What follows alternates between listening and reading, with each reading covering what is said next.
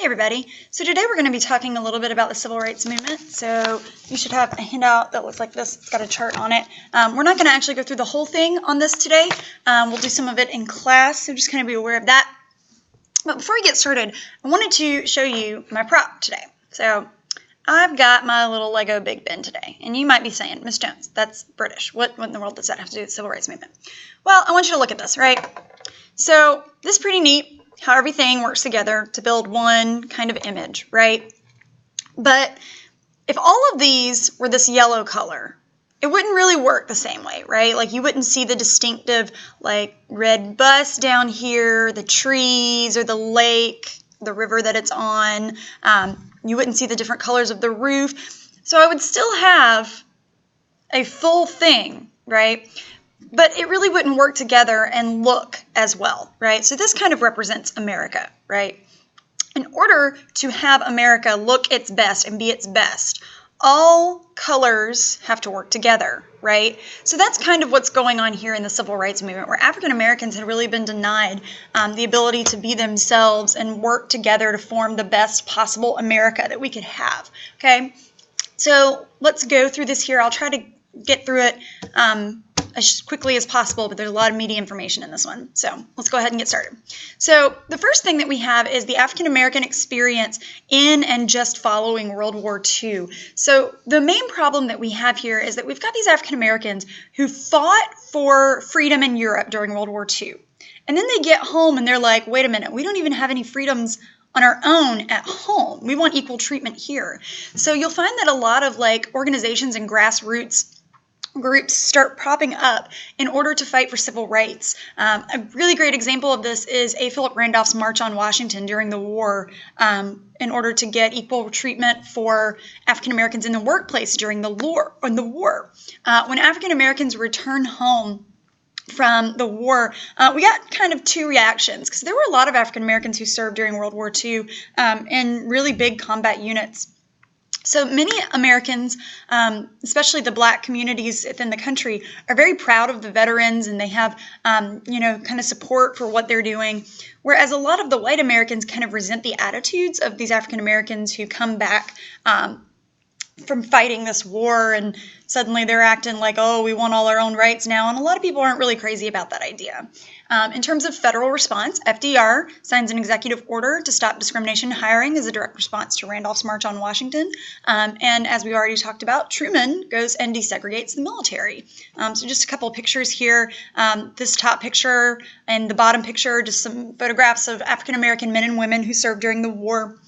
This man is a veteran who is protesting equal wages, right? And it says, if Negro men can carry guns for Uncle Sam, surely they can drive milk wagons for Bowman's Dairy, right? Saying like, why are we being discriminated and being hired?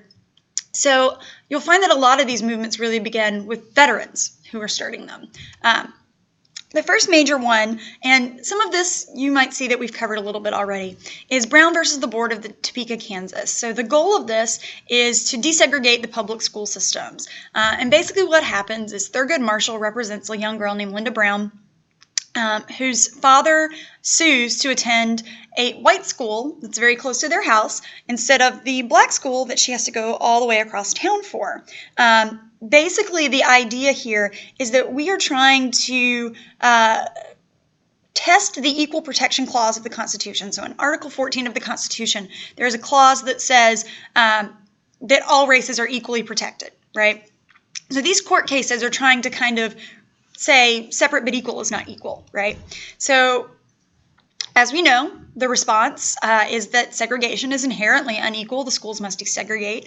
This kind of energized the black communities, but at the same time, a lot of the communities, especially in the South, really dragged their feet in integration, and some of it didn't even happen even until the 1970s. My father's high school was not integrated until the 1970s, and he was the first class of integration. So it does take a long time for some of these schools to actually end up being integrated. So here are just some pictures. This is Thurgood Marshall up here in front of the Supreme Court.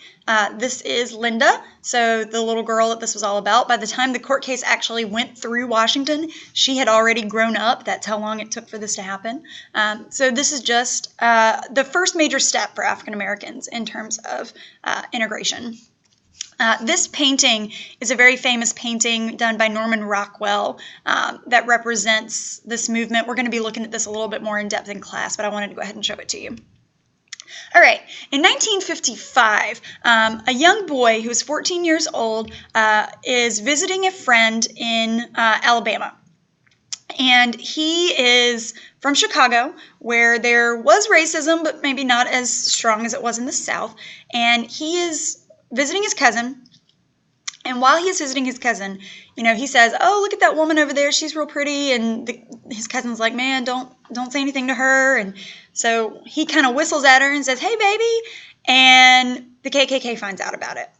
They come knocking on his uncle's door. And a few days later, his body was discovered in the river, beaten, swollen, and just in a terrible state. So he had been murdered. His funeral kind of gives national attention to race relations in the South, and it's kind of used, his mother kind of uses it to publicize what's going on, saying, like, look what happened to my son. This is what's happening all over the South. Like, this is not unusual. There was a trial that lasted for 2 weeks, and the men that were arrested were found not guilty because the trial was in an all-white courtroom. African Americans were not even allowed to attend the trial. It was a very biased. All of the jury was white men. The federal response really didn't have a response. The federal government really didn't have a response to this. The NAACP exposes a lot of this, or uses a lot of this to try to expose racism in the South, but the federal government really didn't take any action. So I'm going to show you some pictures here of Emmett Till before and after he was murdered, and I'm just going to warn you that the murdered body is pretty disturbing. So this is just a picture of Emmett Till's funeral. This is a newspaper saying that the 2 men were acquitted in the murder. This was Emmett Till. He was a young kid. He was only 14 years old. This is what his body looked like after it had been pulled from the river. It's pretty gruesome, right? And caused a lot of attention. The next thing we have is the Montgomery Bus Boycott, starting in 1955 to 1956. So the goal of the Montgomery Bus Boycott was to integrate public transportation in Montgomery, Alabama, okay? So Rosa Parks is an NAACP secretary, and she is chosen to be the test for this. So it wasn't that she was actually just this tired lady who didn't want to get off the bus. She actually was chosen for this. But she is on the bus, refuses to give her seat up to a white man. She is arrested for this. And Martin Luther King, who is the leader of the boycott, helps lead a 381-day boycott. Okay, now you have to understand that the buses in Montgomery kind of depended on African Americans. They were kind of the biggest participants using the buses there. And so by the time that this boycott had ended, the buses were in pretty bad shape. They do win. The boycott is successful. They integrate the buses. There are some lawsuits that are kind of filed against this. Martin Luther King's home is actually bombed throughout this. But the Supreme Court does rule in favor of the bus boycott, and the buses are integrated. So just, again, some photographs here. These are just some people. You can kind of see how they're hitchhiking instead of getting on the bus, right? So they're standing by the bus and hitchhiking rather than get in. Carpooling was really big. This is just a poster that went up all around the city. Don't ride city buses. This is your chance to end segregation. Share cars. Let's walk to freedom. Some phone numbers where you can volunteer, right? This is Rosa Parks' actual mugshot, okay? The next that we have is a Little Rock 9 in Central High School in Arkansas. Basically, there is a high school in Little Rock 9 that has not been integrated based on the Brown decision. So 9 children who were cool and collected were chosen to integrate the high school. Thurgood Marshall actually helps the kids go to court. They win the right to integrate. However, the governor of Arkansas, Governor Faubus, uses the state National Guard to try and keep the kids out. The federal response is that President Eisenhower nationalizes the troops and uses those same troops to protect the black students so that they can go into the school. So these are just some pictures here of the integration. You can see them being marched in by the National Guard. These are, let me just move this. These are the 9 students up here who were integrated, and down here, again, you can see just some pretty famous pictures, and this is some protest of the integration as well. Next event that we have are the sit-ins of the 1960s. So the goal of the sit-ins was to integrate public lunch counters. So basically what happened in the 1960s is kind of like fast food restaurants. A lot of stores would have these like little cafes or diners that you could go in and eat. But African Americans were not allowed to sit at the lunch counters, right? They had to go around back and pick up their food and leave.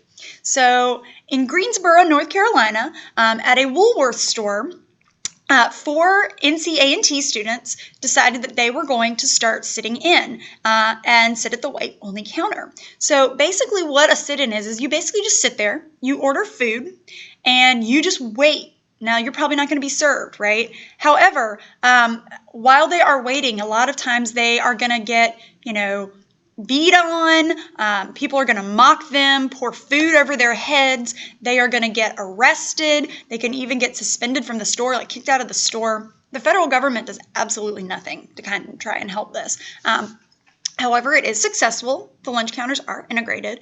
And the people who are chosen to do this are people who are very carefully selected. They're people who are not going to fight back, because the whole point of this is nonviolent, okay? So again, just some of these pictures here. These are some of the original guys, the A&T students. You can see up here, these are what I was saying about how they would like pour food onto these people. And you can see it wasn't just black people. There were some white people who were in on this as well. Up here, we see some of the integration, right? Over here, fountain closed in interest of public safety. So basically they would shut down the fountains, just to the soda shops, the lunch counters, to make sure that no black students could come.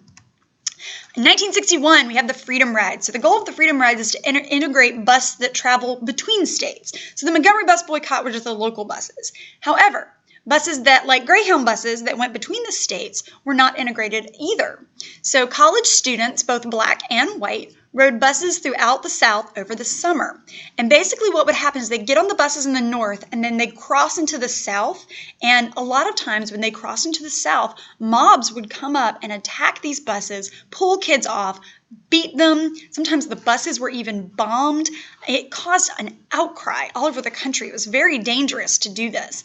It got so bad that the Attorney General, Robert Kennedy, remember Bobby Kennedy, orders that 400 marshals, federal marshals, would protect these kids, right? So these are just some pictures here. These are the routes that they would take. Basically, the goal was to make sure that buses that traveled between states, that's something that the Constitution should uphold, right? So that was kind of the goal of this. Basically saying it's unconstitutional for these buses to be integrated because the Constitution says you can't do that. This is a Greyhound bus that's been firebombed up here. You see these kids hanging out of the bus who are protesting. So this was a really big movement for college students, mostly within the United States.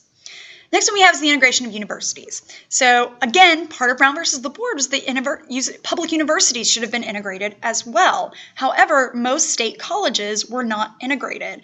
So 2 people, specifically James Meredith at the University of Mississippi and Vivian Malone and Jimmy Hood at the University of Alabama, are accepted, and attempt to go to school at these universities. However, the state governors of Mississippi and Alabama do attempt to block this. The federal government rules in favor of the integration, saying this is Brown versus the Board, it's across the board, it's got to happen.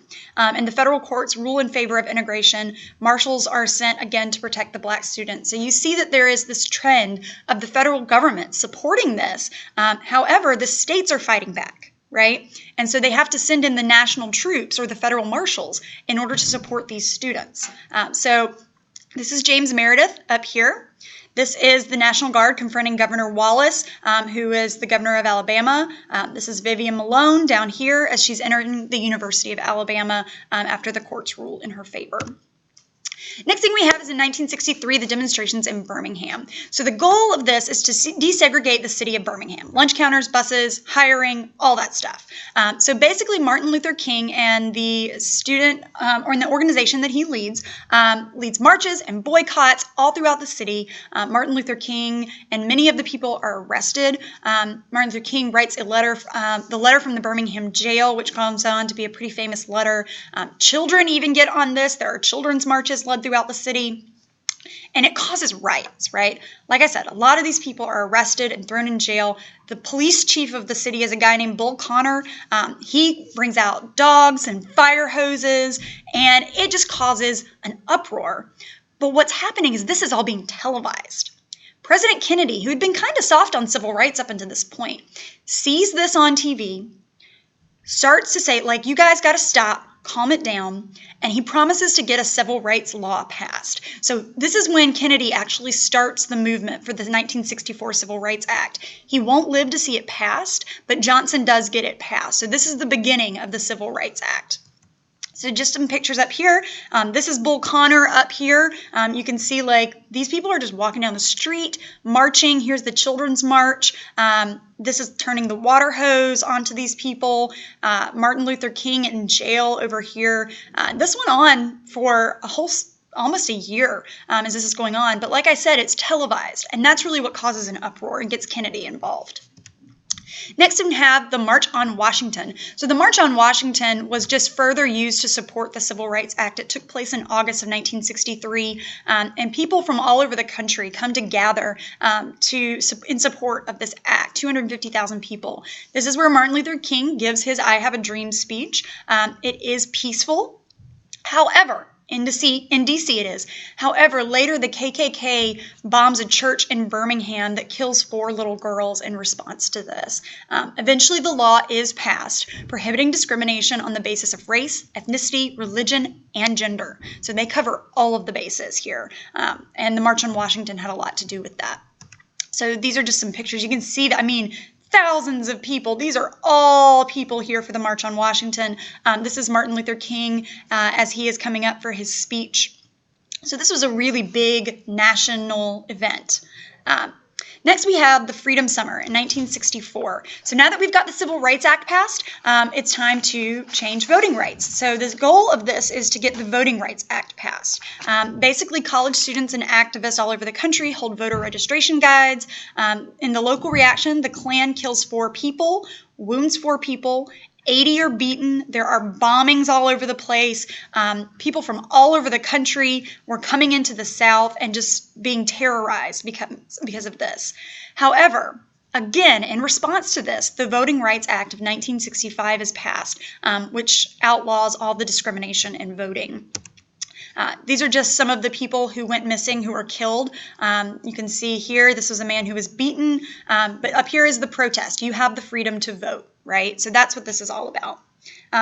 Last one that we have is the march from Selma to Montgomery in 1965. So this, again, goes to help support the Voting Rights Act. It was a 50-mile route. The march is halted and restarted and completed, but thousands of people all over the state of Montgomery, or all over the state of Alabama, go on to march this route. It is a peaceful march. However, there is quite a bit of police brutality. 1 man is killed, but the federal response is to finally push through the Voting Rights Act of 1965, outlawing literacy tests, poll taxes, and all of the discrimination that had been going on in voting.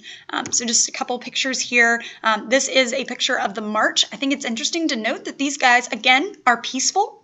You'll notice they're dressed up in their Sunday best. They want to put their best face forward. However, as you can see, there is a lot of discrimination that goes with it. So, civil rights movement is really chunky. There's a lot that goes to it, but I hope this gave you a good overview. We will talk more in depth about some of the struggles that went on in class, but this is just a brief overview of everything you need to know. See you soon. Bye-bye.